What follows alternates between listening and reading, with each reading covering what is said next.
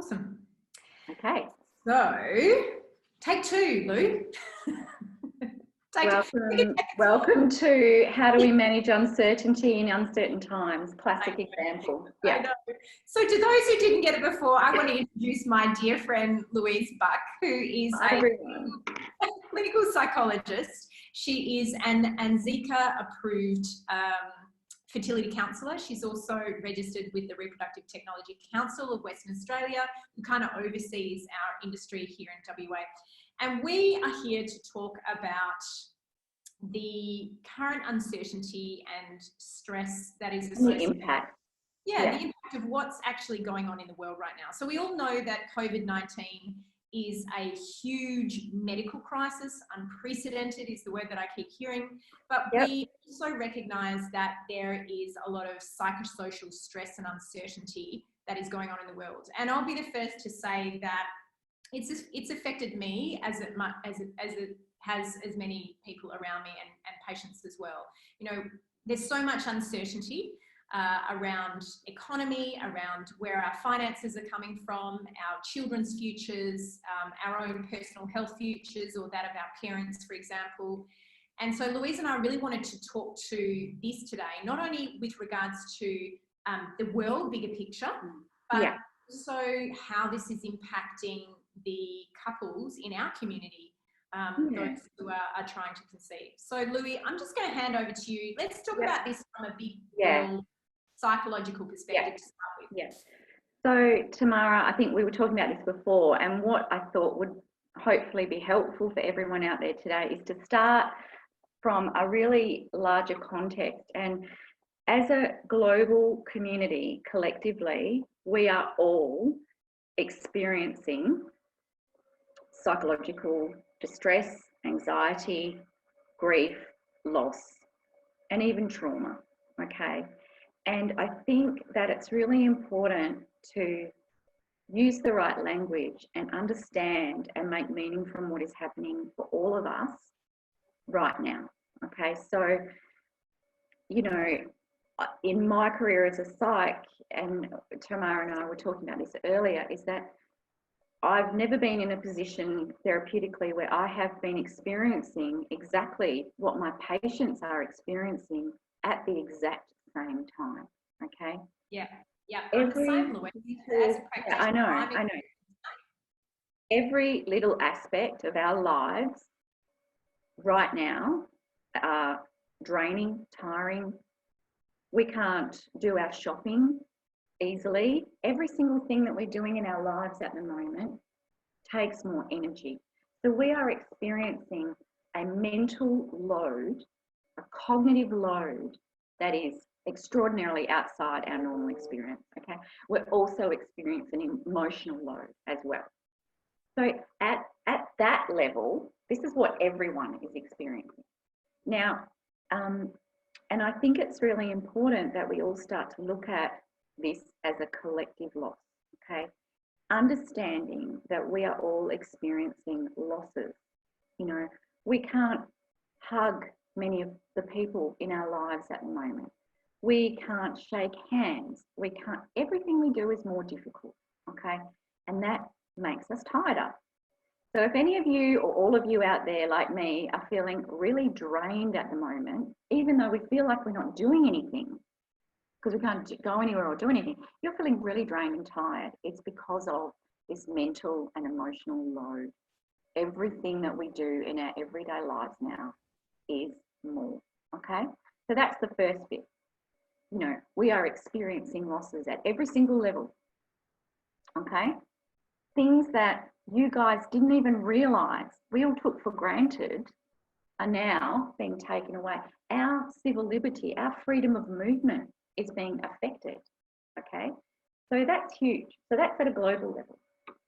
And then we look to our TTC community, all of our patients, Tamara, who are experiencing what we're all experiencing globally, and then they're being told that they can't seek treatment, okay? And they're not able to do what they ideally have either been preparing for, have been waiting to start a cycle. And this is another level of everything being out of our control. Our patients, all of our TTC community are traumatised, devastated, disheartened. And whilst you're all out there in our community, in our particular community that we work in, Tamara, we can all understand, you can understand at a logical level that it kind of makes sense for us not to be able to do this treatment at the moment. None of my patients see fertility treatment as being elective. This is a forced choice. You guys are doing it so tough already, and then we're going to do this as well. Yeah, it's kind of like that double whammy, isn't it, Louise? It's a complete double whammy. Okay, you're absolutely right, Tamara. And one of the things I think about in our with our patients is that in some ways, all of you are really well equipped to cope with uncertainty because you live with it every single day. So on the one hand, I think, oh my God, our patients, so tough, so resilient, Tamara, so amazing and courageous, okay? But then on the other side, seriously, what more do our patients have to really take on? Yeah. So unfair. Do you know what, Louise? It applies as much to any woman going through any medical treatment, because I'm sitting here thinking this Absolutely. applies just as much to my gynecology patients who might not be able to access their surgery right now, or even a patient who would really love to be able to sit in front of me but is kind of has to have a telehealth appointment. So there is, it does apply to everyone, but yeah, I agree with you that population of patients who are trying to conceive, and many of them are hearing both on the media but also from us, look, we've got to get a move on things because time matters, age matters. And then all of a sudden we're saying, oh, we're going to put it off for a couple of months. I could totally understand how that would be hugely distressing. So our patients are really experiencing such heartbreak at the moment. You know, to them, this is not elective. This is not a choice. And there's a lot of insensitive comments out in the community around, you know, COVID babies, you know, things like that at the moment, which are incredibly devastating for our patients who are saying, well, why aren't we allowed to be able to build our families? Okay. And so that only seems to exacerbate and extend upon how difficult things are for them.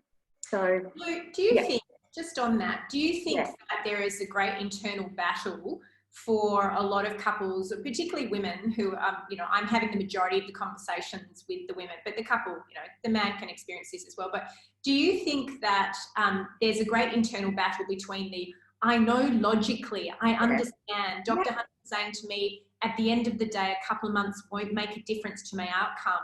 But then I've got this other part of me going, but it does matter and I do want to move on. And Tamara's come in a long way along this journey for me. Do you think there's that huge internal battle? Absolutely. Because our patients are feeling time pressure every single day already. So the way that they were hoping to alleviate some of that pressure is to be able to commence treatment. Okay. But now they're being denied that. And you know, I make no judgments around that, but these are the facts that they're not able to start treatment. And what that means is they feel even more pressure.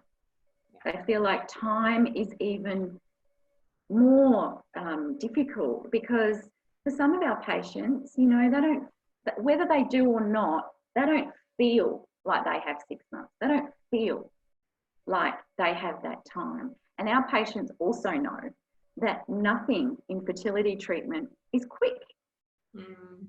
Our patients know all about waiting, living in limbo. They're experts at this, and sadly they're experts in this because they don't want to be experts in this.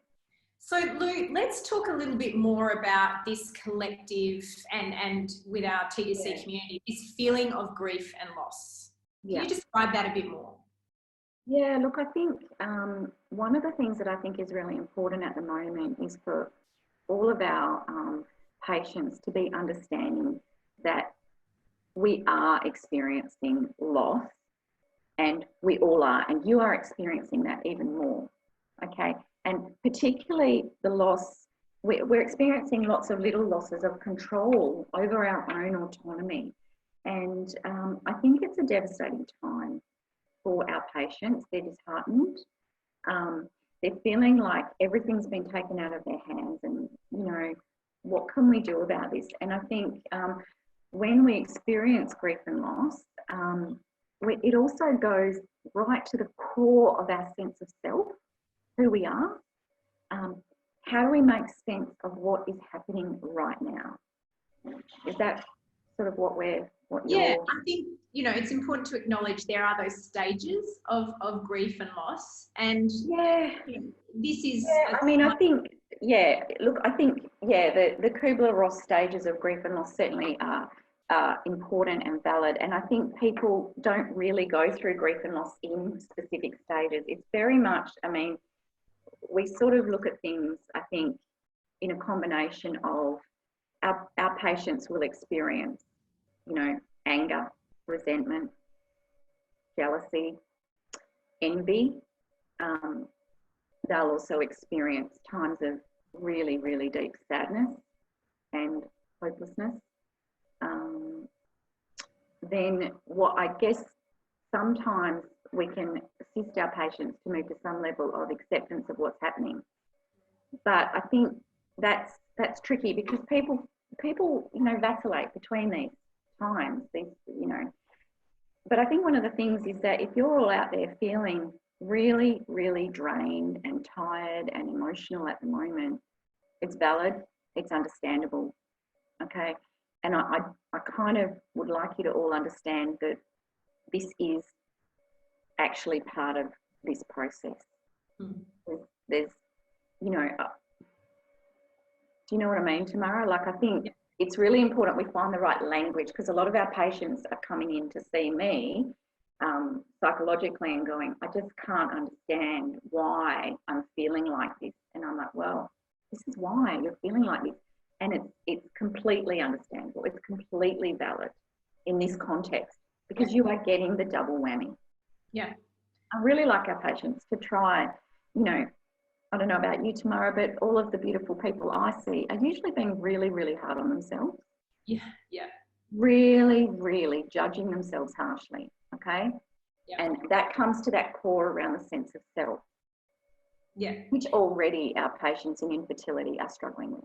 Yeah, so it's number one, it's the awareness that the emotions that you are experiencing, the anger, the resentment, the jealousy, the sadness is grief, but also that it's a completely appropriate response to what is going on in the world, but also what is going on with their... And I think, and I think if we take grief and loss and we take it to another level again, what we're all experiencing, but what our TTC community are particularly experiencing is what, you know, some psychs, you may have heard these words before, you may not have, but these terms are called disenfranchised grief or anticipatory grief. And they're kind of fancy terms for feeling the uncertainty, and for our patients, we don't know when we can start treatment. We don't know what's going to happen, okay? So in our global community, we're all living with uncertainty at the moment, and we're all kind of anticipating what we may lose in the future, what we may not lose. Our patients are experiencing this in terms of your deep, deep desire to build your family, okay? And that anticipatory and this kind of, you know, looking forward grief. So you're grieving for something that hasn't actually happened yet, okay? It hasn't, and we don't know when, what, if, how. That's kind of the stuff that I think is the next level. So there's the actual grief we're experiencing around all of our losses in general. Then we have our TTC community and all of your grief and loss around what you experience every day, just trying to conceive and have babies. Then we have that next level of what we're kind of, you know, future forward and anticipating. And that is really, really scary as well. For the fears, our patients deal with anxiety and fear all the time, but now it is so much more intensified. Yeah, it is. So Lou, is there anything more that, before we wrap up, that you really want to talk to with regards to this particular topic? Yeah, I think probably the only thing I would add is if we looked at what is a bit of an antidote for this at the moment, and I'm trying to stay away from lots of kind of standard phrases that are being used at the moment. And I'd really like to just talk about the word connection. I think it's important that our patients, that our people who are in the particular cohort or community that we work with, that you reach out for support. I know that at the moment all we can do is telehealth, and I'm so sorry for that. You know, I miss seeing all of you personally. I do. And it's not the same, telehealth. It's not the same, but we're going to do it. We're going to do the best we can, you know, with what we've got. But I would like you all to reach out, okay? And I want you to see your doctors, your fertility specialists for review. I want you to see any kind of support people that are appropriate for you, including psychologists, but, you know, whoever. I think our answer to this is connection. And we are all finding different and new ways to connect. But I kind of, from the bottom of my heart, want you all to know that I really feel for you guys. I see you, I hear you. I know that you're devastated. And I feel that with you and for you. Yeah, Louise, that's beautiful. And, you know, it is as uncomfortable as it is for me to say this, because I too love to be in control. Yes. And we're going to talk about control next week. But it is a really uncomfortable, it's quite an uncomfortable sentiment to share with somebody that I just can't make this better for you right now. Like, I can do the best that I can. And I guess the big thing I want people to know is that I haven't abandoned them. Correct.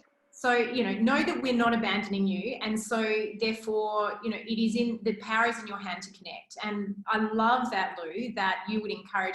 And by no means is this little session that we're having together a replacement for any formal counselling or treatment. Oh, no. I would strongly encourage anyone who's really suffering anxiety, depression, any major mental health issues, you must reach out to your primary care practitioner, or if you're already there, a psychologist. But connection is really important. Yeah, this is just our way of reaching out at a general level. So this is general. It's not specific, not individual, and we're reaching out collectively to the community that we work specifically with to say that we're here. Yeah, for sure. I love this, Louise. Thank you so much for all your thoughts. I've learned a lot as well. But we know there's more to talk about here, and so we're going to come back, if I can make the technology work again. We're going to come back and talk more to control and the sense of us all feeling out of control, and some of the strategies that we can put in place to help us with that sense of lack of control right now. So we were kind of thinking that our next chat would be around those feelings of uncertainty at the moment, and things that are really in TTC land. What are the things that people can be doing? We don't have magic wands, absolutely, but I think there are things that we can be doing in terms of managing that uncertainty. But today we wanted to really, really focus and validate and acknowledge what you're all going through at the moment first. Beautiful. Love it. Thank you so much, everybody. We'll see you again soon. All right.